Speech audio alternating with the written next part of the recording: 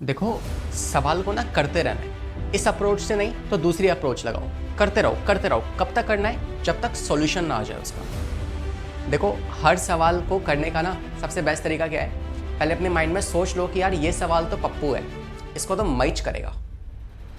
High smart people, so you are most welcome to this 100 days 3000 plus question series. हमारे आज की इस मुलाकात में हम लोग करने वाले हैं 30 क्वेश्चंस ऑफ सर्कुलेटरी सिस्टम, और आज हम इस चैप्टर को रैप अप कर देंगे और फिर नेक्स्ट इंटरेक्शन में एक नया चैप्टर उठाएंगे। So without any wasting time, let's get started. So भाई, पहला सवाल आपके सामने है, खुद से अटैम्प्ट कीजिए, फिर हम साथ में सॉल्यूशन देखते हैं इसका, राइट? और जैसे कि मैं आपको हमेशा से बोलता आया हूँ कि यार पहले सवाल को खुद से लगाना है, and if you already no कि यार सॉल्यूशन क्या है इस पर्टिकुलर क्वेश्चन का, तो आप सिंपली वीडियो को फॉरवर्ड करके आगे भी बढ़ सकते हैं, अदरवाइज सॉल्यूशन भी आप देख सकते हैं। कुछ ना कुछ नया सीखने को आपको मिल ही जाएगा, ठीक है? तो आइए देखते हैं क्या होगा इस सवाल का जवाब। होपफुली आपने लगा लिया होगा। And the solution for this question is going to be, कह रहा है which of the following substance if introduce into the blood stream would cause the coagulation of blood at the site of introduction. तो आप इनमें से वो कौन सी चीज़ है जिसको अगर आपने ब्लड के अंदर इंजेक्ट किया ना, तो इंजेक्शन के टाइम पे ही क्या होगा, ब्लड क्लॉट करना स्टार्ट कर देगा उस पर्टिकुलर पोजीशन पे। तो वो क्या है बेसिकली? सो अगर हम देखें तो इन चारों में से क्या चीज़ है जो कोएगुलेशन कॉज कर सकती है? तो ब्लड कोएगुलेशन की अगर बात की जाए तो देखो, अब हमें पता है हेपेरिन तो आंसर नहीं हो सकता, राइट? क्यों नहीं हो सकता सर? क्योंकि आपको पता है जो हेपेरिन होता है, हेपेरिन क्या है? हेपेरिन एक तरह का एंटी कोएगुलेंट है, right? So it could not be the correct answer, because अगर इसको आपने इंजेक्ट किया तो यार ब्लड तो क्लॉट करने ही नहीं वाला। और सवाल किस बारे में है? सवाल खुद बोल रहा है कि यार ऐसा क्या है जिसको इंजेक्ट करने से ब्लड क्लॉट कर जाएगा। अब बात करते हैं थ्रोम्बोप्लास्टिन, फाइब्रिनोजन और प्रोथ्रोम्बिन। अब इनमें कंफ्यूजन है हमें, राइट? तो सॉल्यूशन क्या होगा? इसका करेक्ट आंसर होगा भाई thromboplastin. A is the correct answer. कैसे? तो इसके लिए थोड़ा सा आप ब्लड कोएगुलेशन समझ लीजिए। उसमें क्या होता है, आपके पास सबसे पहले जो इंजर्ड टिश्यू है ना, जो इंजर्ड टिश्यू होता है, इंजर्ड टिश्यू भाई रिलीज करता है थ्रोम्बोप्लास्टिन।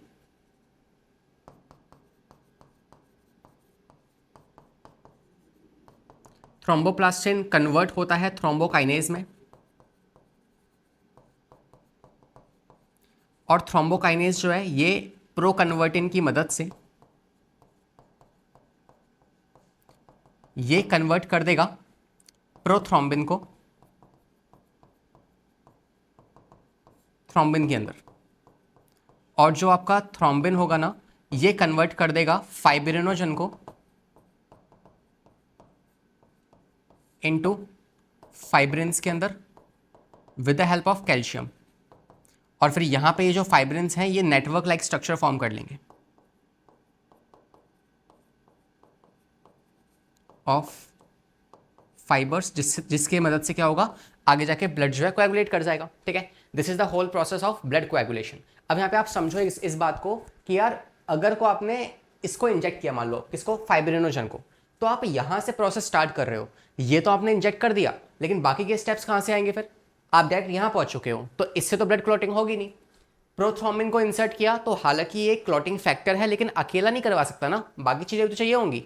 तो अगर आपने थ्रोम्बोप्लास्टिन को इंजेक्ट किया तो उससे क्या होगा, थ्रोम्बोकाइनेज बनेगा, उससे फिर प्रोथ्रोम्बिन से थ्रोम्बिन, थ्रोम्बिन से फिर आपका फाइब्रिनोजन फाइब्रिन में कन्वर्ट होगा, और that is how blood coagulation का प्रोसेस जो है वो कंटिन्यू हो जाएगा। तो इट्स अ सिक्वेंशियल मैनर। हालांकि तीनों ही क्लॉटिंग फैक्टर्स होते हैं, मगर मोस्ट प्रेफर्ड आंसर क्या है?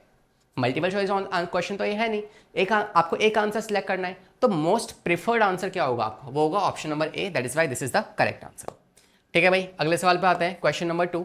कह रहा है which one of the following mammalian cell are not capable of metabolising glucose to carbon dioxide aerobically. Hopefully questions आपने अटेम्प्ट कर लिया होगा। सॉल्यूशन देखते हैं इसका। तो भाई करेक्ट आंसर जो है इसका वो है आपका आरबीसी, ऑप्शन नंबर ए। आइए सॉल्यूशन देखते हैं। सॉल्यूशन कहता है कि यार सवाल कह रहा है एरोबिकली होना चाहिए, है ना? एरोबिकली मतलब जो आपका ग्लूकोज है उसे कन्वर्ट करना है किसमें, CO2 में, H2O में, और साथ में कुछ एनर्जी रिलीज हो जाए, and this process has to take place aerobically. तो अगर हम चाहते हैं कि ये एरोबिकली रेस्पिरेशन हो,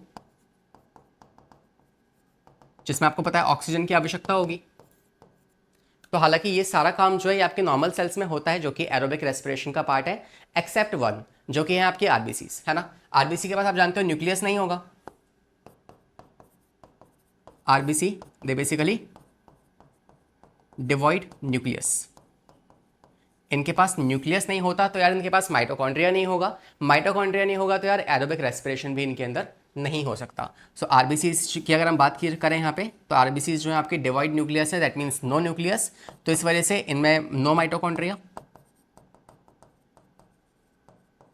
बिकॉज सिंपल सी बात है कि आपके जो आरबीसीज है ना, उनका मोस्ट ऑफ द स्पेस किसके लिए प्रेजेंट है, सिर्फ और सिर्फ हीमोग्लोबिन के लिए, है ना। वो उनसे बेतहाशा मोहब्बत करते हैं, तो it's like haemoglobin is the only place जिसके लिए वहाँ पे जगह बनाई गई है और कुछ नहीं रहेगा वहाँ पे। तो it has no organelles, no nucleus, that is why we say it RBC, red blood corpuscle, not cell, ठीक है।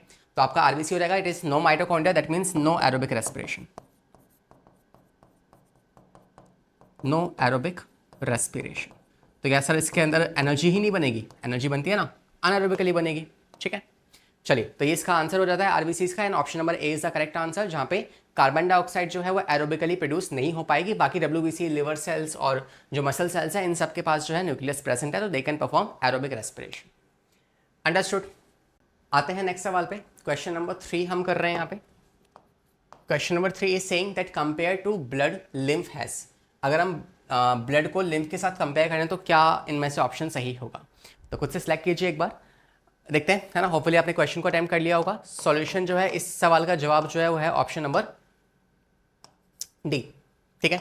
बात की जा रही है किसके बारे में, लिम्फ के बारे में। तो आइए कुछ बातें जानते हैं लिम्फ को लेकर। लिम्फ है क्या, लिम्फ एक पहली बात तो क्लियर, कलरलेस फ्लूइड होता है, ठीक है।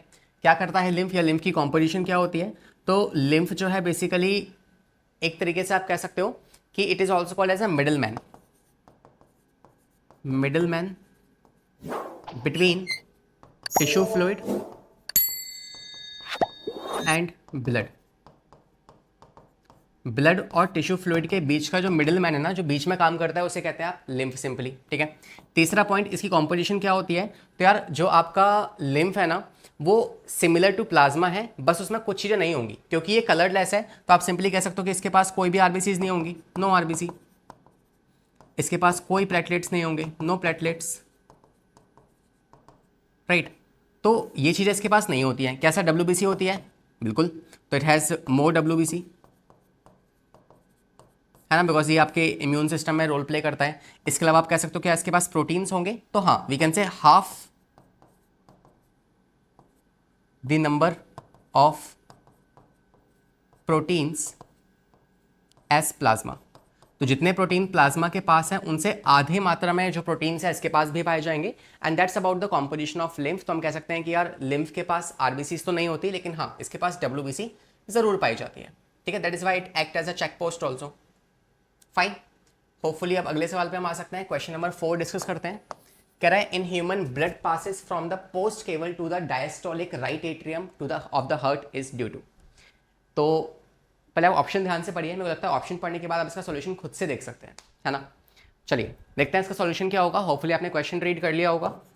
तो इस सवाल का जवाब होगा, दैट इज, पहले समझो पोस्ट केवल वेन ये क्या होती है। पोस्ट केवल आर्टरी, पोस्ट केवल वेन क्या है, हालांकि मैं आपको पिछले कुछ सेशंस में भी सिखा चुका हूँ। तो if this is the heart, तो इस हार्ट के अंदर ये जो राइट एट्रियम है, यहाँ पे एक तो आती है सुपीरियर वेना कावा, एक आती है इंफीरियर वेना कावा। जो इंफीरियर वेना कावा है,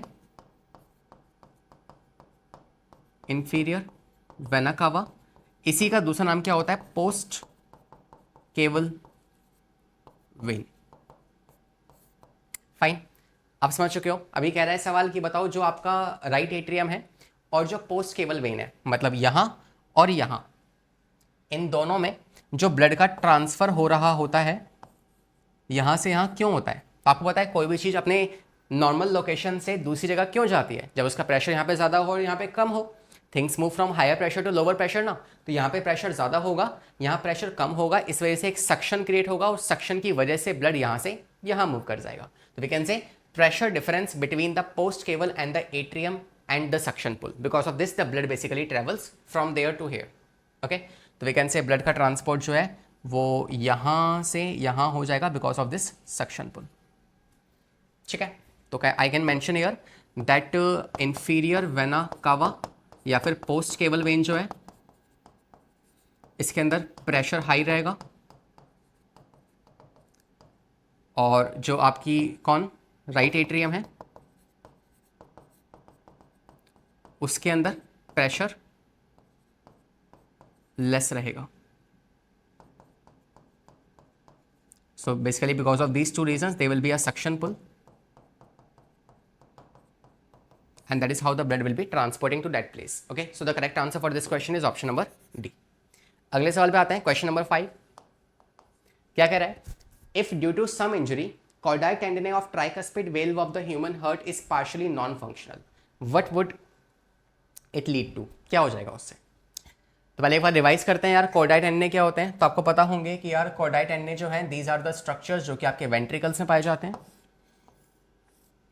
representing the heart with a square, जहाँ पे आपको पता है this is the tricuspid valve अगर ये राइट साइड है और ये लेफ्ट साइड है, एंड दिस इज बाइकस्पिड. अब सवाल किसके बारे में भी हो सकता था? बाइकस्पिड के बारे में भी हो सकता था और ट्राइकस्पिड के बारे में. सवाल दिया है ट्राइकस्पिड के बारे में, तो देखो सोच के देखो कि यहाँ पे आपके पास क्या होंगे, कॉर्डाई टेंडिने which are the thread like structures. तो अगर कोई कह रहा है कि ये जो थ्रेड लाइक स्ट्रक्चर्स हैं विच इज कॉर्डाई टेंडिने, अगर इनकी वर्किंग रुक जाए तो क्या होगा? सोच के देखो, अगर इनकी वर्किंग रुक जाएगी तो यार ऊपर से जो ब्लड है वो नीचे आना होता है, वो ब्लड प्रेशर के साथ नहीं आ पाएगा, है ना, क्योंकि देखो इन्होंने वेल्व को रोक के रखा था. अब अगर यही नहीं है तो वेल्व ठीक से रुकेंगे नहीं, और जब ये वेल्व ठीक से नहीं रुकेंगे तो ये ओपन रहेंगी, और जब वेल्स ओपन रहेंगे तो यार जो ऊपर वाला ब्लड है वो नीचे प्रेशर के साथ नहीं आ पाएगा, और जब प्रेशर के साथ ब्लड नीचे नहीं आएगा तो प्रेशर के साथ वो जा भी नहीं पाएगा. किससे? आपको पता है यहाँ पे होगी पल्मोनरी आर्टरी. तो जो पल्मोनरी आर्टरी है उसके अंदर ब्लड जो है वो प्रेशर से नहीं जा पाएगा.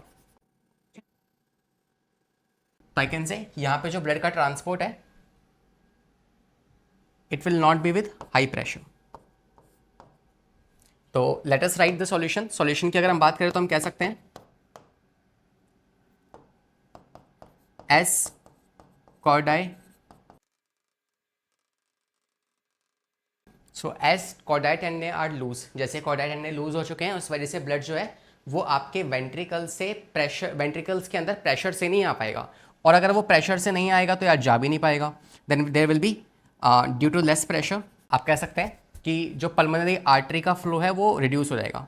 Flow of pulmonary artery will reduce. ठीक है, पल्मोनरी आर्टरी में जो ब्लड का फ्लो है वो कम हो जाएगा, and this is how option number D is the correct answer. So the flow of blood into the pulmonary artery will be reduce, क्योंकि ऊपर से ब्लड नीचे प्रेशर से नहीं आया, प्रेशर से नहीं आ पाया तो यहाँ से प्रेशर जाएगा नहीं.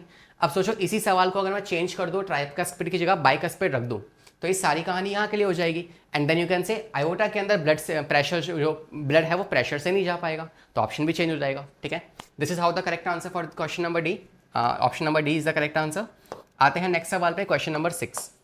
कह रहा है नॉर्मल लेवल ऑफ हीमोग्लोबिन पर 100 ml of blood in the women is. तो 100 ml ब्लड में नॉर्मल कितना हीमोग्लोबिन पाया जाता है? This is a data based question. देखें आंसर. चलिए, तो सॉल्यूशन अगर हम इसका देखें तो बहुत सिंपल सा सॉल्यूशन है. करेक्ट आंसर जो होगा इसका वो है ऑप्शन नंबर डी. तो सॉल्यूशन बोल रहा है कि यार 100 ml ऑफ ब्लड के अंदर कितना पाया जाता है? तो 15 ग्राम हीमोग्लोबिन जो है वो पाया जाता है आपके 100 ml ब्लड के अंदर. ठीक है, हीमोग्लोबिन क्या होता है आपको पता है? Haemoglobin is iron storing pigment. First of all it provide red color to cell or to RBC, and it's basically hemoglobin is an iron storing pigment, या फिर आप कह सकते हो इट्स अ रेस्पिरेटरी पिगमेंट.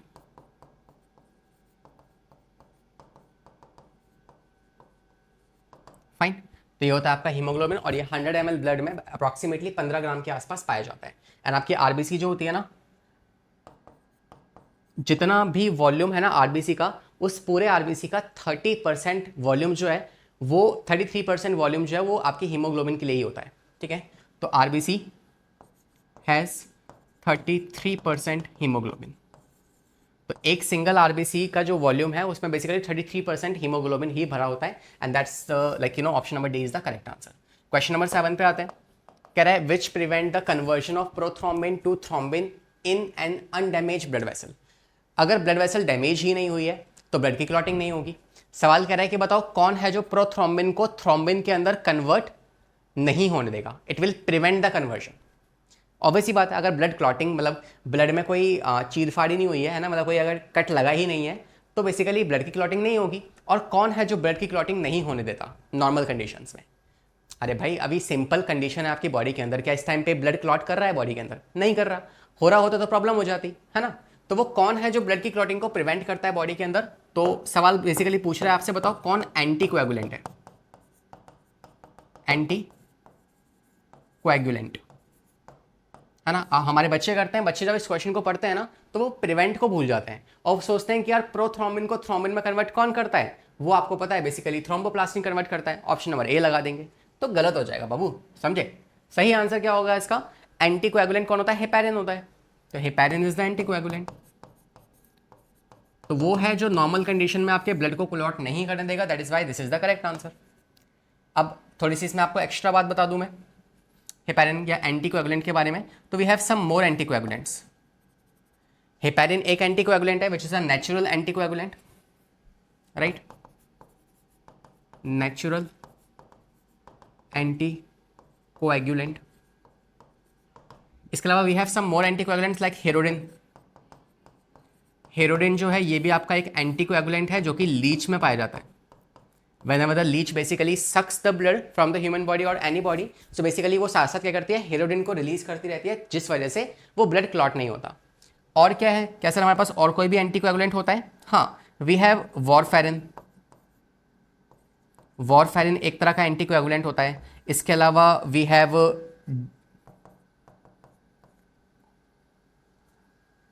डाइकोफ्लोरोन, ऐसी कुछ नाम था, right now I am skipping out of mind, but warfarin इसका है, ये भी आपका एक तरह का, ये विटामिन के का एंटागोनिस्टिक होता है।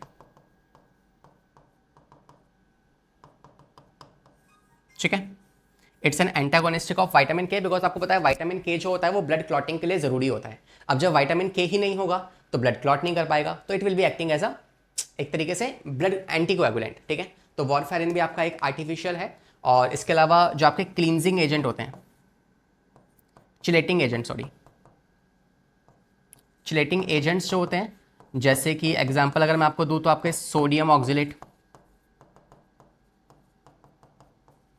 तो ये क्या है? ये भी आपके एक तरह के आर्टिफिशियल एंटीकोएगुलेंट है जो कि अगेन एंटागोनिस्टिक टू विटामिन के की तरह काम करते हैं। ठीक है, तो कुछ और एंटीकोएगुलेंट्स के नाम मैंने आपको बता दिए हैं, and the correct answer for this question is option number C. Let's move on to the next question, question number 8। बताइए, which is the correct sequence of arrangement of WBC in descending order? तो भाई आपको पहली बात तो WBC को arrange करना है इन द डिक्रीजिंग ऑर्डर।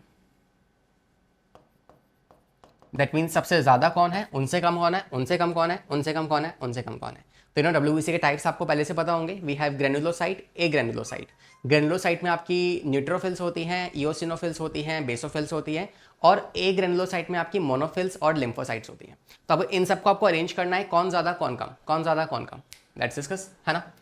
तो पहले तो टाइप्स ऑफ WBC क्या है आपके पास, या ट्रिक मैं आपको सिंपली से बता दूं, है ना, कि किस ट्रिक से आप याद कर सकते हैं। तो we have NLMEB, NLM which is you know multi level marketing. तो बेसिकली ये और इसके बाद EB लगा दो। ठीक है, तो यहाँ पे से जो N है ये आपकी न्यूट्रोफिल्स होंगी, L जो है ये होंगी आपकी लिम्फोसाइट्स, M जो है ये है आपकी मोनोसाइट्स,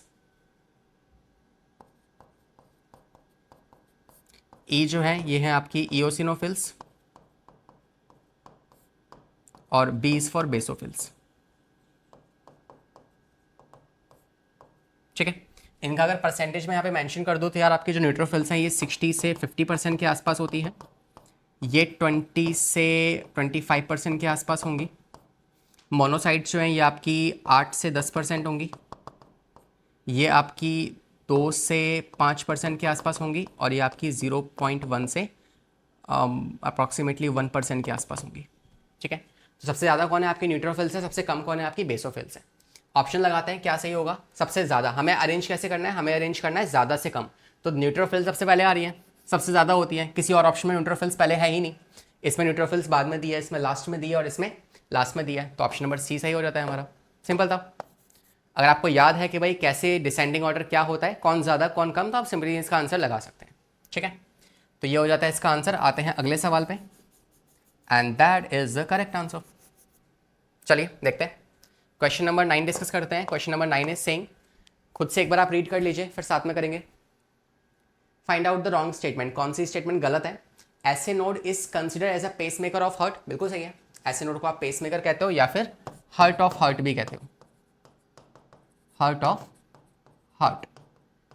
ठीक है, दूसरा, tricuspid valve is located between the right atrium and right ventricle, बिल्कुल सही है ना। If this is your heart, तो इस हार्ट में राइट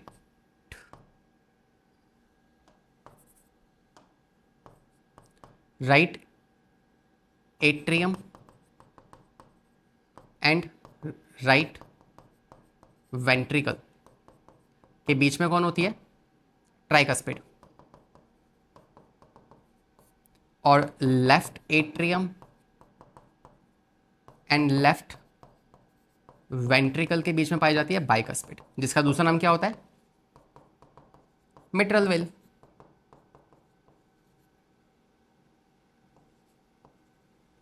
ठीक है, बाइकस्पिड या मिट्रल वेल, तो ये हो जाएगी आपकी ट्राइकस्पिड, ये हो जाएगी bicuspid. This is right side, this is left side, so that is also correct. Next, by countering the number of QRS complex. अगर आप जो ECG होती है ना, ECG के अंदर अगर आप इस सॉल्यूशन को देखेंगे तो if this is the P wave, this is, तो ये P है, QRST। तो इसके अंदर अगर आप QRS की बात करोगे तो QRS को देखने से कि भाई एक पर्टिकुलर टाइम में कितनी QRS दिख रही है आपको, क्या उससे आप इंडिविजुअल की हार्ट बीट बता सकते हैं, देखो बता सकते हैं, because this QRS waves tells you the ventricular contraction, ventricular contraction. So option C भी सही है, राइट। लास्ट ऑप्शन देखते हैं क्या कह रहा है कि the P wave represents the depolarization of atria, बिल्कुल सही है। जो आपका P वेव है वो क्या दिखाती है, this P wave represents the depolarization of atria. लेकिन अगर आप देखेंगे तो आगे लिखा हुआ है QRS कॉम्प्लेक्स जो है वो रिप्रेजेंट करता है depolarization of ventricles. No, P wave जो होती है ना ये रिप्रेजेंट करती है क्या, रीपोलराइजेशन ऑफ वेंट्रिकल्स। और क्वेश्चन क्या बोल रहा है, क्वेश्चन बोल रहा है QRS वेव रिप्रेजेंट करती है, which is wrong, that means this is the incorrect statement, that is the correct answer. Sir ये क्वेश्चन क्यों इंक्लूड किया, बिकॉज मल्टीपल क्वेश्चंस थे, थोड़ा सा लेंदी क्वेश्चन था और इसमें समय लगेगा, तो अगर आप जल्दी से देख के है ना इसको देख सकते हैं तो it's a like practicable question है ना। और कई बार क्या होता है, like I would suggest you, it's not full and proof method है ना, बट क्या हो सकता है कभी आप क्वेश्चंस को लगा रहे हैं जो लंबे लंबे क्वेश्चंस हैं, जैसे आपने देखा कि यार एग्जाम में एक लंबा क्वेश्चन आ गया, अब उस लंबे क्वेश्चन में आप पहला ऑप्शन रीड मत कीजिए, पहले आप क्या कीजिए, कोई भी तुक्का लगा लीजिए, सेकंड, थर्ड या फोर्थ, इनमें से कोई एक ऑप्शन पहले रीड कीजिए, फॉर श्योर लास्ट वाला या सी वाला, इन दोनों में से कोई ऑप्शन को आप रीड करेंगे ना, उनमें से ही कोई रॉन्ग स्टेटमेंट होगा, मतलब जो क्वेश्चन पूछ रहा है ना ट्रू या फॉल्स, तो वही होगा। क्योंकि आपको पता है कि एग्जामिनर का माइंड क्या चल सकता है कि यार बच्चा रीड करना स्टार्ट करेगा, उसको टाइम लग जाएगा लास्ट में पहुंचने पे, तो लास्ट वाला क्वेश्चन में उसको आंसर देता हूं मैं उसको, राइट। तो कोशिश करिएगा कि जब ऐसे क्वेश्चन आप करते हो ना लंबे लंबे क्वेश्चन, तो लास्ट वाले ऑप्शंस को पहले एक बार रीड कर लीजिए, ताकि अगर वही आंसर हुआ तो टाइम बच जाएगा आपका, है ना। सो this is the correct answer for this question. Question number 10 पे आते हैं। कह रहे हैं विच one of the following statement is correct regarding the blood pressure, इनमें से कौन सी बात सही है ब्लड प्रेशर के बारे में। तो सिंपल सॉल्यूशन है, आप जानते हैं कि यार 130/90 जो है it's consider to be a high and required the treatment, so 130 no, है ना, 120/80 तो नॉर्मल होता है। सो अगर हम बात करें ब्लड प्रेशर के बारे में, तो भाई नॉर्मल ब्लड प्रेशर जो होता है वही हमारा 120 होता है, 120/80,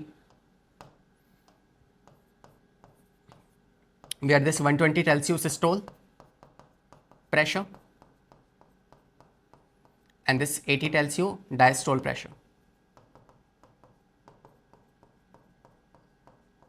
फाइन, तो ये नॉर्मल है। अगर को कहा जाए कि यार इससे ज़्यादा बढ़ जाएगा, तो if this blood pressure is more than 120/80, for example like 140/100 हो गया उस केस में, तो it can be called as like और it instead we can say 140 से ज़्यादा।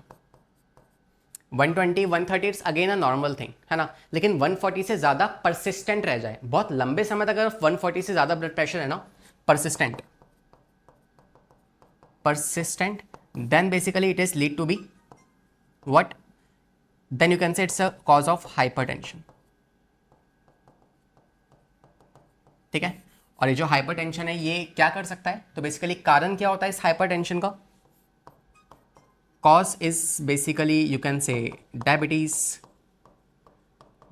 can lead to hypertension। इसके अलावा obesity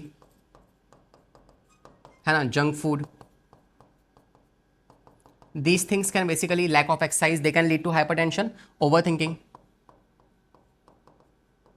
और अगर बात की जाए कि भाई किस किस पार्ट को, बॉडी के कौन से पार्ट को ये अफेक्ट कर सकता है, तो अगर ब्लड प्रेशर कंसिस्टेंट रहा, हाई बीपी अगर कंसिस्टेंट रहा, तो it can lead to kidney पे इम्पैक्ट क्रिएट कर देगा ये, या फिर ब्रेन पे।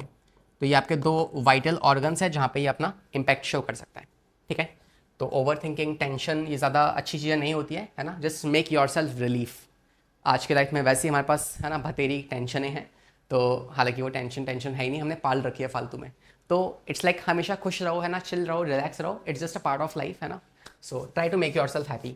सवाल पे आते हैं, तो यार 130/90 नहीं होगा, 100/55 नहीं होगा, 105/50 भी नहीं होगा, बिकॉज 50-55 तो ये बहुत ही कम है ना, they are not very active और आइडियल ब्लड प्रेशर।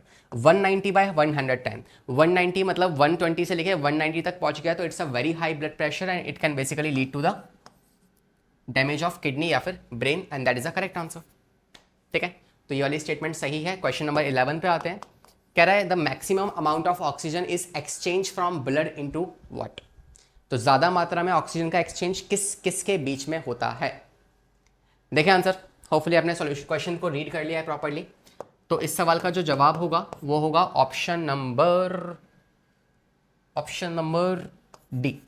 हाँ मुझे बताए, कुछ बच्चों ने क्या किया होगा, ऑप्शन नंबर बी लगा दिया होगा, क्यों, एल्वुलाई देख के, तो ऑक्सीजन का ट्रांसपोर्टेशन मैक्सिमम जो है सर एल्वुलाई में होगा, that is a correct answer. अरे नहीं, ऑक्सीजन जो है ना वो सबसे ज़्यादा मात्रा में आपके एल्वुलाई में आ रही होगी, और वहाँ पे ट्रांसपोर्टेशन होता है, एक्सचेंज नहीं कह सकते आप। एक्सचेंज मतलब exchange always occur between the blood and the tissue, तो ब्लड और टिश्यू के बीच में जो एक्सचेंज होने वाला है ना ऑक्सीजन का, वो मैक्सिमम यहाँ पे होगा, टिश्यू वाली साइड पे। तो it's like we can say there are two sides in the body, one is alveoli, one is tissue. Tissue is that place where maximum exchange between blood and tissue, या maximum exchange of oxygen between blood and tissue occur। और यहाँ पे क्या होता है, यहाँ पे oxygen का ट्रांसपोर्टेशन होता है, transportation of oxygen into RBC. Fine, तो जनरली क्या होगा, मतलब ऐसे कोई बाउंड्री लाइन नहीं है, मगर आपसे ट्रांसपोर्टेशन कहा जा रहा है तो आप एल्वुलाई सेलेक्ट कीजिए, अगर एक्सचेंज कहा जा रहा है तो आप टिश्यू सेलेक्ट कीजिए, that is a more preferred answer. ठीक है, क्वेश्चन नंबर 12 पे आते हैं। कह रहा है lub sound is produced during the heart beat is cause by, like heart beat में जो आपकी लव साउंड बनती है, lub dub, so that lub sound is produced by like what. So कौन से कार्डियक साइकिल के कौन से वाले फेज में ये लव साउंड जो है ये बनती है। सॉल्यूशन देखते हैं इसका, होपफुली आपने कर लिया होगा। तो if that is what I have the cardiac cycle, जिसमें से फर्स्ट फेज जो है ये आपका एट्रियल सिस्टोल है, first phase. Second we have ventricle systole, second phase, and this is diastole, joint diastole, that is third phase. ठीक है, आपको पता है कि जो पहली साउंड है लब साउंड, वो बनती है आपके वेंट्रिकल सिस्टोल के इनिशियल फेज में, यहां बनेगी आपकी लब साउंड। और जो जॉइंट डायस्टोल है इसके इनिशियल अर्ली फेज में आपकी बनती है dub sound, which is the second heart sound. Fine, मैं आपको हल्का सा रिवाइज करा दूं कि यार वेंट्रिकल सिस्टोल में होता क्या क्या है। तो अगर यहां पे वेंट्रिकल सिस्टोल को डिफाइन करें, वेंट्रिकल सिस्टोल, तो इसमें क्या होगा, हम कह सकते हैं कि if this is the heart and these are the chambers, तो आपको पता है कि यार वेंट्रिकल सिस्टोल जो है वो एट्रियल सिस्टोल के बाद आता है, मतलब एट्रियल सिस्टोल तो हो चुका है, अब ब्लड कहाँ पहुंच गया है, ब्लड पहुंच चुका है आपके वेंट्रिकल्स में। अब जब वेंट्रिकल्स में ब्लड आएगा तो हम चाहते हैं यार वेंट्रिकल से ब्लड ऊपर भाग जाए और यहाँ से नीचे आ जाए। तो वेंट्रिकल सिस्टोल के टाइम पे दो फेजेस बनेंगे, यहाँ पे दो सब फेज में आपसे डिफाइन कर सकते हो। कौन कौन से? एक होगा आपके पास आइसोवॉल्यूमेट्रिक कॉन्ट्रैक्शन, और एक को आपका हो गए, एक आप हो गए period of इजेक्शंस, period of ejection. जो पहला वाला ना आइसोवॉल्यूमेट्रिक रिलैक्सेशन, इसका मतलब होता है कि जैसे ही ब्लड अब वेंट्रिकल्स में आ चुका है ना, आप चाहते हो कि यार इस पर्टिकुलर चैम्बर को आइसोलेशन में कर दो, तो जैसे ही ब्लड जब नीचे आया होगा तो ये वाली वेल खुल गई होगी, एवी वेल, तो एवी वेल को आपको बंद करना है। तो पहला स्टेप क्या होगा आइसोवॉल्यूमेट्रिक रिलैक्सेशन कॉन्ट्रैक्शन में? Close AV valve, and because of the closure of this AV valve, HS1 is produced, which is lub sound. That is why I mention कि जो लब साउंड है वो आपके इस पर्टिकुलर फेज के फर्स्ट वाले फेज में होती है, अर्ली स्टार्टिंग में होती है। तो वेंट्रिकल सिस्टोल के फर्स्ट फेज में क्या होगी, लब साउंड बनेगी, और साथ में जो SL वेल्व है जो यहाँ पे प्रेजेंट होगी वो तो पहले से बंद ही रहेगी, बिकॉज ब्लड नीचे आ चुका है। तो इसके फर्स्ट फेज में ब्लड यहाँ पे रुक जाएगा और नेक्स्ट वाले फेज में ब्लड बाहर भाग जाएगा। तो इसी वाले फेज में आप कह सकते हो कि जो SL वेल्व है दैट विल रिमेन क्लोज, और सेकंड वाले फेज में जब हम चाहते हैं कि यार वेंट्रिकुलर कॉन्ट्रैक्शन हो और ब्लड बाहर भागे, तो हम SL वेल्व ओपन कर देंगे, तो यहाँ पे SL वेल्व जो है वो ओपन हो जाएगी and blood travels to respective ventricles, या वी कैन से रिस्पेक्टिव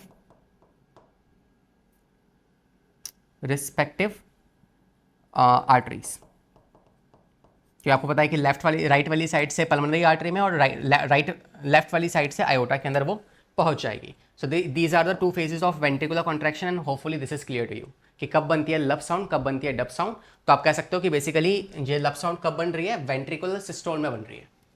तो वेंट्रिकल सिस्टोल में, और अगर इन चारों ऑप्शन में से एक ऑप्शन मैं हटा दूं और उसकी जगह मैं रिप्लेस कर दूं आइसोवॉल्यूमेट्रिक कॉन्ट्रैक्शन, तो क्या लगाओगे? That's a more preferred answer, है ना। अगर यहाँ पे मैं इस डायस्टोल को काट के आइसोवॉल्यूमेट्रिक रिलैक्सेशन, ये आइसोवॉल्यूमेट्रिक कॉन्ट्रैक्शन लिख देता ना, तो वो ज़्यादा प्रेफर्ड आंसर होता है। फाइन। तो वेल एनसीईआरटी है तो एनसीईआरटी में ये वर्ड्स मेंशन नहीं है, मगर हम इसको दो फेजेस में डिवाइड करते हैं, तो that is by option number B is the correct answer. अगले सवाल पे आते हैं, है ना।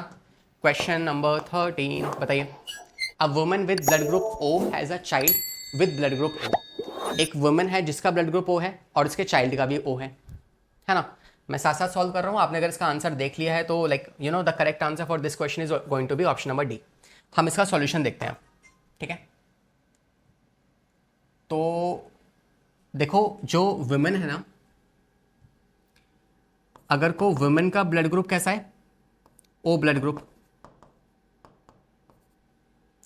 फादर का क्वेश्चन में नहीं दिया गया है, क्वेश्चन आप रीड कर लीजिए एक बार, ठीक है। हमें नहीं पता, वो हमें निकालना है। कह रहा है जो इनका बेबी होगा ना इस कपल का, वो बेबी का ब्लड ग्रुप भी क्या है, O ब्लड ग्रुप है, जो ऑफस्प्रिंग है, ठीक है। तो बताओ फादर का ब्लड ग्रुप क्या रहा होगा, फादर का ब्लड ग्रुप क्या रहा होगा। हालांकि इसने फादर का भी दे रखा है, A blood group as a father, तो फादर का A ब्लड ग्रुप है, लेकिन हमें सिर्फ ना ब्लड ग्रुप पता है, हमें उस ब्लड ग्रुप का जीनोटाइप नहीं पता। तो आपको जीनोटाइप निकालना है कि A कैसा वाला होगा, बिकॉज A होने के चांसेस क्या हो सकते हैं कि भाई जो A है वो ऐसा भी हो सकता है IA और IA, ऐसा भी हो सकता है IA और IO, दोनों चांसेस हैं। अब इन दोनों में से कौन सा है ये आपको पता लगाना है। तो सिंपल सी बात है कि यार अगर बेबी O है मतलब इसके पास क्या रहा होगा, ONO, that is a condition जो इसके पास रही होगी, बिकॉज अगर A और B साथ में अगर आ जाएगा, कोई भी A या B आ जाएगा तो वो A और B बन सकता है, दोनों ही रिसेसिव हैं। O ब्लड ग्रुप जो है वो सिर्फ तभी रिप्रेजेंट होता है जब होमोजाइगस रिसेसिव कंडीशन हो, दैट्स अ होमोजाइगस रिसेसिव, जिसमें आपका O ब्लड ग्रुप बन जाएगा। मदर के पास भी यही होगा, IO एंड IO। फादर के पास अगर A है तो क्या होना चाहिए कि बेबी O बन जाए, ये होना चाहिए, क्योंकि अगर ये होगा ना A और A, तो फिर ए तो यहाँ से आएगा और बेबी का ओ नहीं हो सकता। लेकिन अगर बेबी का ब्लड ग्रुप ओ है तो यार फादर से भी आई ओ आया होगा, मदर से तो आई ओ ही आना है, and this is how the baby's blood group is going to be O. तो we can say what is the correct answer for this question, option number D. आता है नेक्स्ट क्वेश्चन पे, क्वेश्चन नंबर 14। होपफुली ये है ना जो inheritance वाला topic है ये आपको क्लियर हो गया होगा, एंड ये हम वैसे जेनेटिक्स में और डिटेल में पढ़ने वाले हैं। Next, person suffering from hemophilia fails to produce blood clotting factor 8। तो सही बात है, जो पर्सन जो है हीमोफीलिया से बिलोंग करेगा या जिसको हीमोफीलिया हो रखा है तो उसमें जो है ब्लड क्लॉटिंग फैक्टर 8 नहीं बनता। फाइन, तो सॉल्यूशन में मैं लिख दूं यहाँ पे हीमोफीलिया से जो सफ़र करेगा उसके पास we can say lack factor 8। Fine, next कह रहा है प्रोथ्रोम्बिन जो है वो प्रोड्यूस करता है प्लेटलेट्स को in such person are found in low concentration. Platelets जो होते हैं वो कम कॉन्सेंट्रेशन में होती है लेकिन प्रोथ्रोम्बिन नहीं बनाता। ये गलत है, ये गलत है। ठीक है, हम कह सकते हैं कि बेसिकली ऑप्शन नंबर बी जो आपसे कह रहा है, reason is saying that prothrombin forms the platelets. No, prothrombin do not form platelets. ठीक है, कौन बनाता है फिर प्लेटलेट्स को? तो we can say platelets are basically formed by bone marrow है, जो कि जहां पे आपकी प्लेटलेट्स जो है बनती है, and that is going to be the correct answer for this question कि भाई असर्शन तो सही है मगर रीजन फॉल्स है। यहाँ पे प्रोथ्रोम्बिन जो है वो प्लेटलेट्स को नहीं बनाता। प्लेटलेट्स जो कहाँ बनती है आपके रेड बोन मैरो में बनती है। तो red bone marrow is having the stem cells, like अगर हम बात करें precursor of formed elements. Formed elements कौन होते हैं? WBC, RBC, ये सब। तो इनके प्रीकर्सर कौन होते हैं? तो अगर हम बात करें RBC का प्रीकर्सर कौन है तो वो है इरिथ्रोब्लास्ट। कौन? इरिथ्रोब्लास्ट, जिनसे क्या बनती है? इरिथ्रोसाइट बनती है ना। ऐसे आपसे पूछो बताओ WBC या प्लेटलेट्स जो हैं, प्लेटलेट्स का प्रीकर्सर कौन है? तो वो है mega karyocytes, mega karyoblast. These give rise to mega karyocytes, जिनसे आगे जाके क्या बनती है? प्लेटलेट्स बनती है। और ये सब कहाँ होते हैं? स्टेम सेल में पाए जाते हैं। किसके? बोन मैरो के। Present in stem cell of bone marrow. Fine, आते हैं नेक्स्ट क्वेश्चन पे, question number 15। What is saying? तो कह रहा है what is the maximum number of action potential that SA node can generate. तो ऑप्शंस बहुत ईजी हैं, फटाफट से टिक लगाइए फिर हम आगे बढ़ेंगे। तो सवाल मुश्किल नहीं है ना, इट्स जस्ट कि आपको कॉन्सेप्ट कितना ब्रशअप हो रखा है ना। I have just done many multiple questions. तो है क्या सीन कुछ ऐसा है कि यार इन 30 सवाल को निकालने के लिए ना पहले 300 सवाल लगाए गए हैं। तो वो 300 सवाल जो लगाए हैं ना, है ना, उनमें से मल्टीपल क्वेश्चंस देखे कि यार कुछ ऐसे क्वेश्चन भी ना हो जो बहुत ही हार्ड हो, कुछ ऐसे भी ना हो बहुत ही ईजी हो। इट्स जस्ट कि जो कॉन्सेप्ट कवर करते हैं और साथ साथ में एक तरीके से जो बातें बच्चों को याद ना रह पाती हों उन पे क्वेश्चंस बनते हैं। तो इट्स लाइक अब now you have the confusing numbers. लगाओ टिक, कौन सा होगा? Option number B is the correct answer. ठीक है, तो this is the correct answer for this question. हम जानते हैं कि ऐसे नोड क्या है। Let's revise the concept. तो ऐसे नोड जो है, पहली बात तो इसको आप पेस मेकर ऑफ हार्ट कहते हो या इसी को आप हार्ट ऑफ हार्ट भी कहते हो। सेकेंड थिंग आपको पता है कि it can generate impulse at a very high speed, that is 70 to 75 BPM की स्पीड से ये जो है ये इम्पल्स क्रिएट कर सकता है, and it is auto excitable, and this is the only one which is responsible for you can say atrial contraction. It is responsible for atrial contraction. Fine. So these are the point about SA node, and let's move on to the next question. Question number 16. I think 16. How do parasympathetic neural system affects the working of heart? So आपका जो brain है वो, आपका जो heart है basically वो brain के थोड़े बहुत कंट्रोल में होता है। तो वो थोड़ा बहुत कंट्रोल कैसे होता है वो हमें सीखना है। तो ऑप्शंस पढ़िए एक बार, देखें। होपफुली आपने टिक लगा लिया होगा, and let's talk about the answer for this question. तो अगर हम यहाँ पे बात करें तो न्यूरल कंट्रोल ऑफ हार्ट, तो कैसे आपका जो ब्रेन है वो हार्ट को कंट्रोल करता है? तो वी कैन से यहाँ पे दो चीज़ें आएंगी। अच्छा वैसे जो ब्रेन का कौन सा वाला पार्ट है जो हार्ट को कंट्रोल करता है, दैट इज मेडुला, है ना। तो कार्डियक सेंटर क्या होता है, cardiac centre of brain that is medulla. Fine, दो तरीके से कंट्रोल करेगा। पहला होगा आपके पास सिंपैथेटिक,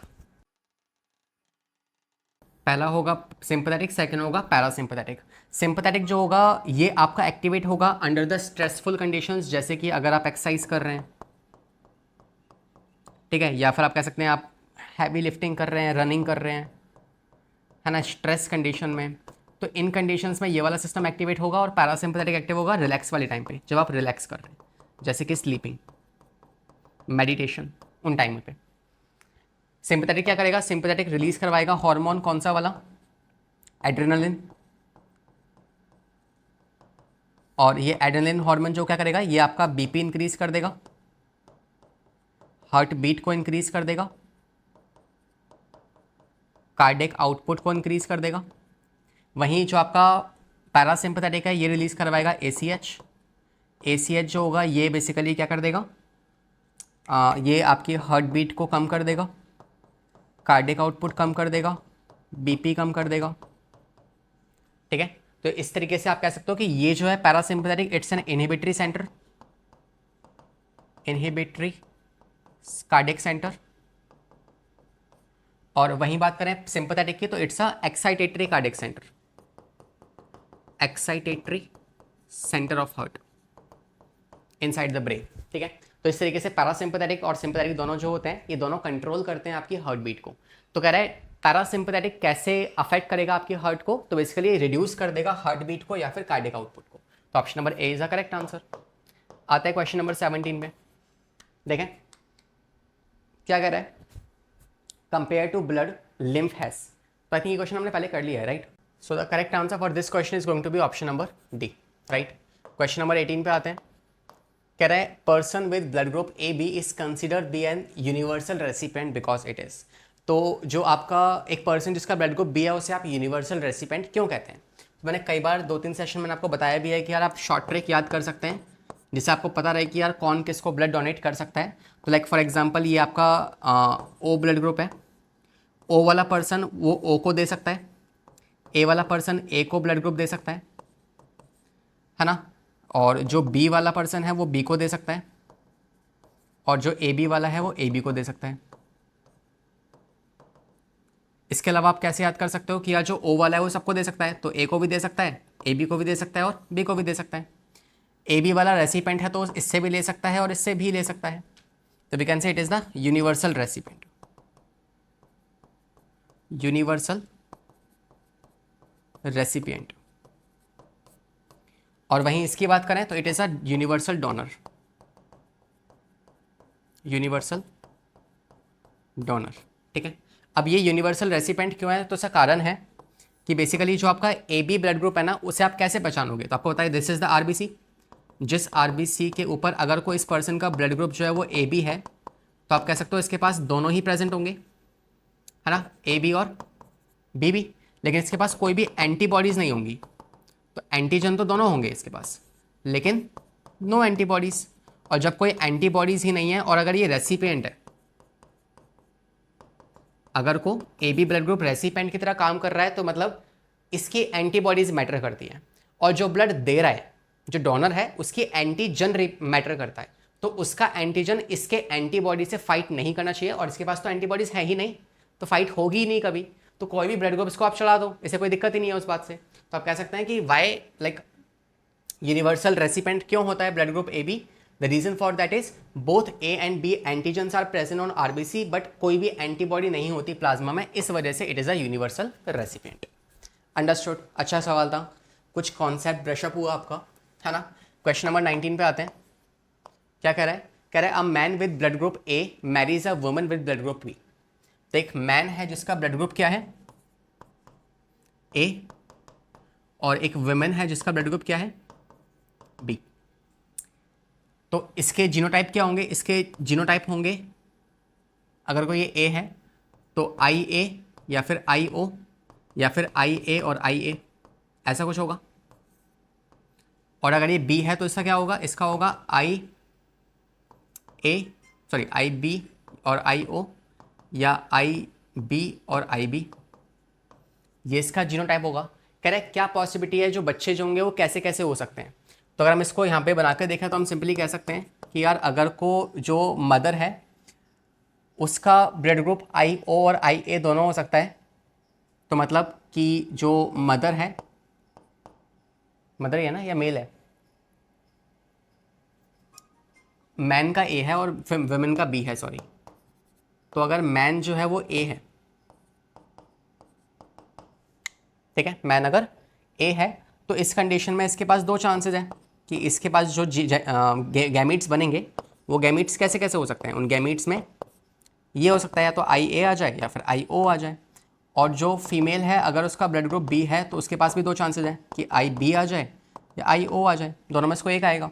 अब जो उनसे बच्चे के बेबी के होने की पॉसिबिलिटी है वो क्या हो सकती है, या तो आई ए और आई बी दोनों एक साथ आ जाए, या फिर ये दोनों साथ आ जाए आई ए और आई ओ, या फिर ये दोनों साथ आ जाएं आई बी और आई ओ, या फिर ये दोनों साथ आ जाएं आई ओ और आई ओ। तो वेगन से या तो ओ ब्लड ग्रुप हो सकता है, या फिर बी ब्लड ग्रुप हो सकता है, या फिर ए हो सकता है, या फिर ए बी हो सकता है ना। तो सारे ही चांसेस हैं, तो आप कह सकते हैं option number B A is the correct answer. Question number 20 करते हैं। फाइन। तो अगला सवाल है कि बताओ एरिथ्रोपोइसिस जो होता है that is the formation of RBC, it starts in, तो कहाँ पे स्टार्ट होगा।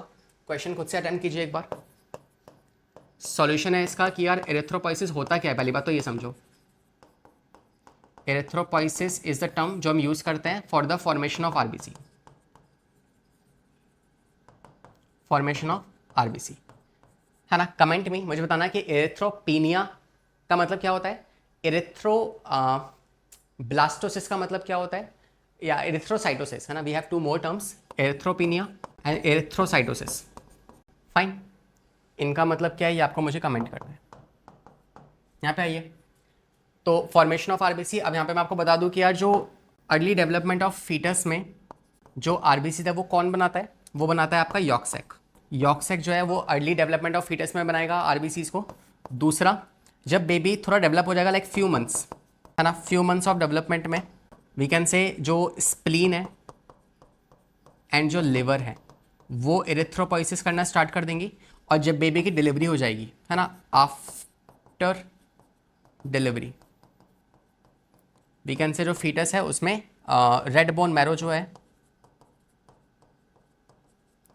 That will start forming the erythropoiesis. तो ये जो है ये साइट हैं किसके, एरिथ्रोपोइसिस के।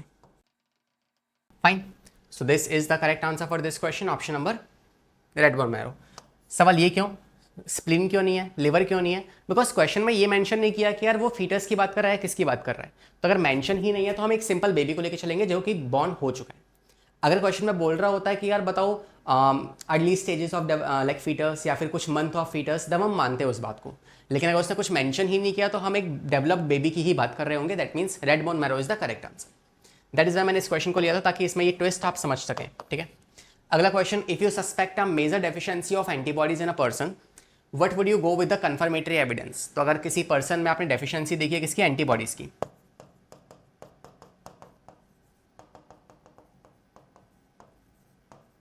डेफिशिएंसी ऑफ एंटीबॉडीज अगर आपको दिख रही है तो आप इनमें से क्या चेक करेंगे। तो आपको पता है कि यार प्लाज्मा के ना कुछ प्रोटीन्स होते हैं, right. We have the proteins of plasma. Proteins of plasma कौन कौन से हैं बताओ, 4 होते हैं। पहला कौन सा है, right, these are the 4 proteins of plasma. इसमें से एल्बुमिन क्या करता है, एल्बुमिन जो होता है ये ऑस्मोटिक कॉन्सेंट्रेशन को मेंटेन करेगा, राइट। जो ग्लोबुलिन होता है ये आपका 3 तरह का होगा, अल्फा, बीटा और गामा। अल्फा बीटा सेम काम करेंगे, ऑस्मोटिक कॉन्सेंट्रेशन ऑफ प्लाज्मा को मेंटेन करेंगे। गामा वाला जो है ये एंटीबॉडीज की फॉर्मेशन करेगा। और ये दोनों जो होते हैं ये आपके ब्लड कोएगुलेशन में रोल प्ले करते हैं, ब्लड कोएगुलेशन। फाइन, तो एंटीबॉडीज फॉर्मेशन की अगर बात की जाए तो वो ग्लोबुलिन करता है। तो अगर किसी पर्सन में एंटीबॉडी की डेफिशिएंसी हुई तो हम क्या चेक करेंगे, हम सीरम ग्लोबुलिन को चेक करेंगे और इसकी मदद से हम पता लगा सकते हैं कि whether the person is antibodies deficient और not. Fine, so this is the correct answer. So you can say confirmatory evidence जो होगा वो क्या होने वाला है, that is going to be serum globulin.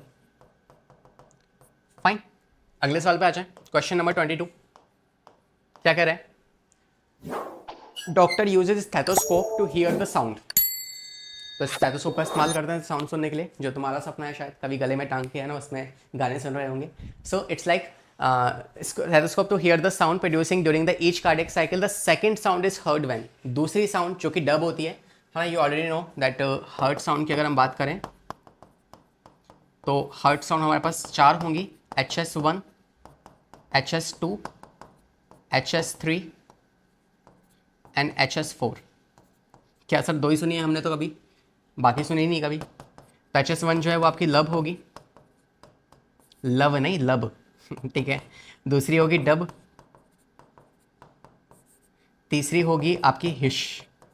Third sound जो है ना वो कुछ इस तरीके से आती है ना. बचपन में एक कार्टून आता था कोई है ना, तो वो कार्टून बंद हो गया, पता नहीं क्यों बंद कर दिया उन्होंने.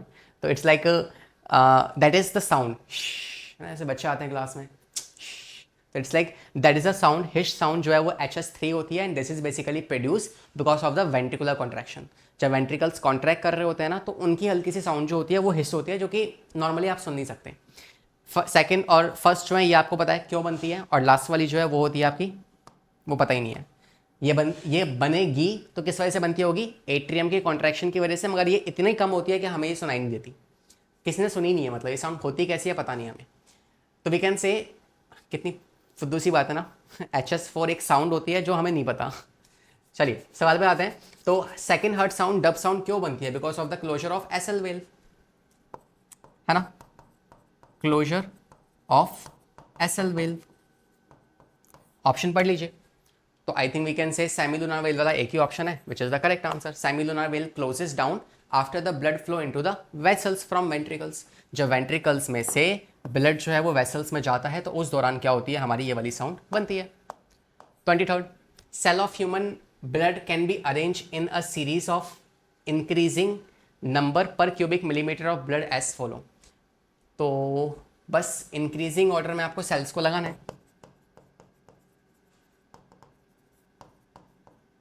तो भाई ट्रिक वापस से याद कर लो, सवाल बन जाएगा. तो लाइफ भी जिंगा लाला, ठीक है. चलिए देखते हैं क्या होगा इसका जवाब. तो आप जानते हैं कि ट्रिक हमारी क्या बोलती है, लाओ भाई ट्रिक को लेके आओ. ट्रिक होती है NLMEB, उल्टी टेढ़ी मेरी ABCD, जैसी पढ़नी आती है वैसी पढ़ लो. So this is what we can say the trick. हमें करना है छोटे से बड़ा, इंक्रीजिंग ऑर्डर. तो यहाँ से यहाँ जाना है, हमें उल्टा जाना है, वहाँ से यहाँ. तो आप कह सकते हो कि सबसे पहले क्या आएंगी, बेसोफिल्स आएंगी, और बेसोफिल्स आपके एक ही ऑप्शन में दिया हुआ है, and that's the smartest way to do the question. Option number B is the correct answer, ठीक है. सो सबसे पहले क्या होंगी, फाइन. तो सबसे पहले होगी बेसोफिल, फिर होंगी इओसिनोफिल, फिर मोनोसाइट, लिम्फोसाइट एंड देन न्यूट्रोसाइट्स. ये कितनी होंगी, ये होंगी आपकी सबसे ज़्यादा 60 से 50%, ये होंगी आपकी 20 से 25%, ये होंगी 8 से 10%, ये होंगी 2 से 5%, ये होंगी 0.1 से 1%. फाइन. सो आते हैं नेक्स्ट क्वेश्चन पे, 24 क्वेश्चन. तैयार हो जाओ फटाफट से, है ना. अब 24 क्वेश्चन आ चुका है और बचे हैं लास्ट के 6 क्वेश्चन. फटाफट से निपटाएंगे और इतनी ही ज़्यादा एनर्जी लेके आ जाओ. जिस चीज़ के लिए मन कम करे ना, उसको उतना ही ज़्यादा बढ़ा लो. लेट्स डू इट, है ना. 4 लास्ट के 6 क्वेश्चन फटाफट से निपटाते हैं. और सबसे पहला सवाल आपसे कह रहा है कि व्हाट इज या it is much easier for small animals to run uphill than a large animal. छोटे एनिमल के लिए आगे ऊपर भागना ज़्यादा आसान होता है एज कम्पेयर टू बड़े बड़े एनिमल्स. रीज़न क्या है इसका, तो रीज़न इसके आज जो स्मॉल एनिमल्स होते हैं ना, या सॉल्यूशन में बस एक आप डेटा याद कर लो कि जितना बड़ा साइज जो होगा ना, more the size of organisms, वो इन्वर्सली प्रोपोर्शनल होता है उसके मेटाबॉलिक रेट के साथ.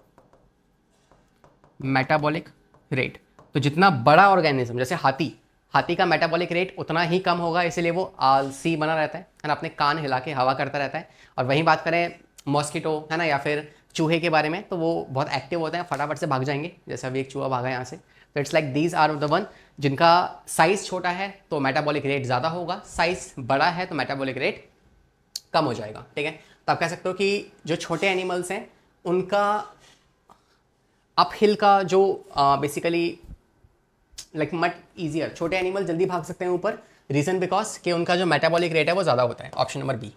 Fine. Question number 25 saying blood pressure in the pulmonary artery is, pulmonary artery का जो ब्लड प्रेशर है वो कैसा होगा। आओ बनाते हैं, साथ बनाएंगे, थोड़ी सी मेहनत करते हैं साथ साथ बैठ के, ठीक है। Blood pressure in the pulmonary artery, pulmonary artery होती कहाँ है, हमें तो यही नहीं पता, ढूंढते कहाँ होती है, यहाँ होती है, यस यहीं कहीं होती है, तो इट इज पल्मोनरी आर्टरी। कह रहा है इसका जो प्रेशर होगा, और ये आर्टरी है तो आर्टरी का हमेशा ज़्यादा होता है एज कंपेयर टू वेन्स, तो ऑप्शन नंबर सी हो गया ना, दिख रहा है आपको। The pressure of artery is more then that of pulmonary vein, when का प्रेशर, आर्टरीज का प्रेशर हमेशा ज़्यादा होता है वेन्स के कंपेरिजन में। सिंपल है, कर लोगे खुद से। तो प्रेशर की अगर हम बात करें of artery is always greater than pressure in veins. So that's the correct answer. 26th question कह रहा है which one is correct, कौन सा इनमें से सही है, कौन सा सही है।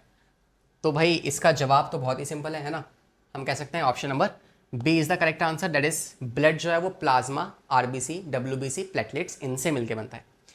बाकी सब सही क्यों नहीं है, और सही होगा तो क्या सही होगा, लिखते हैं इस बात को। सीरम क्या होगा, सीरम होता है आपका ब्लड में से, पहले तो आप आरबीसी हटा लो या जो भी आपके फॉर्म्ड एलिमेंट्स हैं,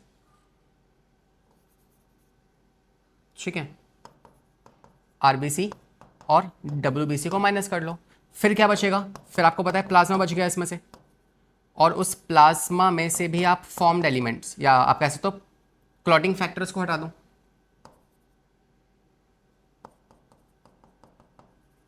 क्लॉटिंग फैक्टर्स जैसे कि fibrinogen, and this is how you will get what, serum, this is serum. तो ये सही होगा इसके लिए। नेक्स्ट, प्लाज्मा क्या होता है, ब्लड में से लिम्फोसाइट हटा दो, नहीं। प्लाज्मा इज लाइक अगर आपको ब्लड में से आरबीसी, डब्ल्यूबीसी या सिंपली आप फॉर्म्ड एलिमेंट्स लिख लो यहाँ पे, है ना, दैट्स वेरी मच इजियर। तो फॉर्म्ड एलिमेंट्स अगर आप हटा दोगे तो आपका प्लाज्मा बच जाएगा ब्लड में से। तीसरा सही है, सेकंड सही है। फर्स्ट वाला क्या कह रहा है, लिम्फ जो होता है वो प्लाज्मा, आरबीसी, डब्ल्यूबीसी, ये भी गलत है क्योंकि आपको पता है लिम्फ क्या होता है, lymph is no RBC, no platelets, but some या फ्यू डब्ल्यूबीसी, या आप कह सकते हो मोर डब्ल्यूबीसी।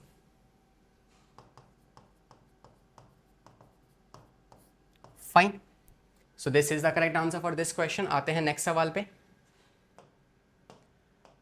क्वेश्चन नंबर 27 कह रहा है blood pressure in the mammalian iota is maximum during, blood pressure सबसे ज्यादा जो है वो कब होता है, systole of left ventricle, diastole, diastole में तो होगा नहीं, सिस्टोल का प्रेशर हमेशा ज्यादा होता है किससे, डायस्टोल से, तो we can say it can not be the answer. Fine, why, the reason behind is कि भाई जो pressure of systole is always higher than pressure of diastole, so pressure of systole जो होता है ना वो हमेशा ज़्यादा होता है प्रेशर ऑफ डायस्टोल। नेक्स्ट कह रहा है कि सिस्टोल ऑफ लेफ्ट वेंट्रिकल या लेफ्ट एट्रियम, तो वेंट्रिकल्स का प्रेशर ज़्यादा होता है अगेन एट्रियम से, ठीक है, ये तो हो गई पहली बात। दूसरी बात, प्रेशर ऑफ वेंट्रिकल्स जो होता है वो अगेन ज़्यादा होता है pressure of atrium, so I can say this is the correct answer, option number A. Fine. 28th question कह रहा है कि frog heart when taken out of the body continues to beat for some time and then it stop, reason। अच्छा सवाल है, खुद से attempt करो फिर साथ में देखेंगे इसको, है ना। तो फिर आपने पॉज किया होगा वीडियो को और फिर सॉल्यूशन आप देख रहे होंगे। तो कह रहा है फ्रॉग जो है क्या वो पॉइकिलोथर्म्स होते हैं, मतलब क्या वो कोल्ड ब्लडेड होते हैं, cold blooded, so yes but not related to question. ये बात तो सही है कि वो पाइक्लोथर्मिक है, लेकिन ये बात इस सवाल के साथ मैच नहीं कर रही है। Frog does not have any coronary circulation. क्या फ्रॉग के पास कोरोनरी सर्कुलेशन नहीं होता? होता है, लेकिन अगेन अगर आप देखेंगे तो ये कह रहा है कि अगर फ्रॉग का हार्ट बाहर निकाल लिया है तो आपको पता है सारी वेन्स वगैरह सब कट चुकी होंगी, और जब सब कुछ कट चुका है तो बेसिकली ये भी लिंक नहीं करेगा क्वेश्चन के साथ, तो नॉट रिलेटेड टू एज पर क्वेश्चन, नॉट रिलेटेड एज पर क्वेश्चन। तो इररिस्पेक्टिव कि उसके पास कोरोनरी आर्टरीज होती हैं या नहीं होती हैं, है ना, ये अगर उसे आपने बॉडी से बाहर निकाल ही दिया है तो फिर वो लिंक नहीं बनता कुछ भी, है ना, इस सवाल का, इस ऑप्शन का।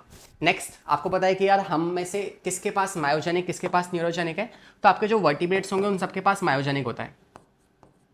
जितने भी वर्टिब्रेट्स हैं their heart is myogenic. What is the meaning of myogenic heart? That is no external stimulus required for beating। Beating के लिए कोई बाहर स्टिमुलस नहीं चाहिए होगा, and this is the correct answer. और लास्ट कह रहा है क्या ये ऑटो एक्साइटेबल है? हाँ, मायोजेनिक हार्ट जो है वो ऑटो एक्साइटेबल होता है, तो सी एंड डी दोनों ही सही हैं। That means option number A is the correct answer. Fine, 29 question देखते हैं। कह रहा है when one of the following animal has two separate circulatory pathway. इनमें से किसके पास दो अलग अलग पाथवे हैं, मतलब ऑक्सीजनेटेड ब्लड के लिए अलग और डीऑक्सीजनेटेड ब्लड के लिए अलग, या आप कह सकते हो कि पल्मोनरी और सिस्टमिक। तो सवाल या क्वेश्चन आपसे पूछ रहा है कि डबल कंप्लीट सर्कुलेशन किस में होता है? तो आप जानते हैं किस में होता है, ये होता है बर्ड्स में एंड मैमल्स में, है ना। इसके अलावा आप जानते हैं जो फिशेज होंगी, फिशेज में सिंगल सर्कुलेशन होता है।